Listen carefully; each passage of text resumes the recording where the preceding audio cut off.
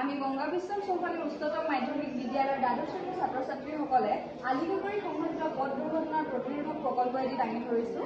এই প্ৰকল্পটো বৰ্তমান অৱস্থাত পাহাৰীয়া অঞ্চলসমূহত বিশেষকৈ সংঘটিত হোৱাৰ বাবে আমি এই প্ৰকল্পটো পাহাৰীয়া অঞ্চলৰ প্ৰকল্প হিচাপে লৈ কিনে আমি এই প্ৰকল্পটো দাঙি ধৰিছোঁ।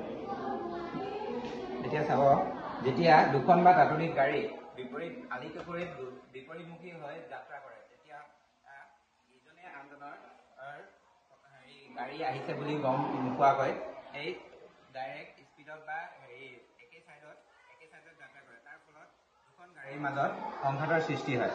এই ব্যৱস্থাটো আমি সমাধানৰ বাবে এই সৰু এটা প্ৰকল্প দাঙি ধৰিছোঁ। যেতিয়া আমাৰ এই গাড়ীখনে এই এই পথটো ক্লজ কৰিব, তেতিয়া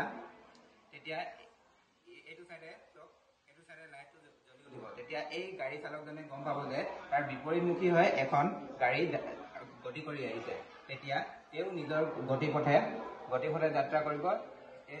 এইজনেও এই কামটোৱে ইয়াৰ বিপৰীত ফালেও হ'ব। ইয়াতো থাকিব চেঞ্চাৰ বা এই চাইডে লাইটটো থাকিব। তেতিয়া এই গাড়ী চালকজনেও গম পাব যে তাৰ বিপৰীতমুখী হৈ এখন গাড়ী যাত্ৰা কৰি আহিছে। তেতিয়া তেওঁ নিজৰ গতিপথেৰে যাত্ৰা কৰিব আৰু এই গাড়ী চালকজনেও নিজৰ গতিপথেৰে যাত্ৰা কৰিব। তেনেহ'লে দুখন গাড়ীৰ মাজত সংঘৰ্ষৰ সৃষ্টি হোৱাৰ সম্ভাৱনা কমি যাব। ইয়াৰ ফলত গাড়ীৰ চালকজন লগতে তেওঁৰ লগত বহি থকা পৰিয়ালবৰ্গ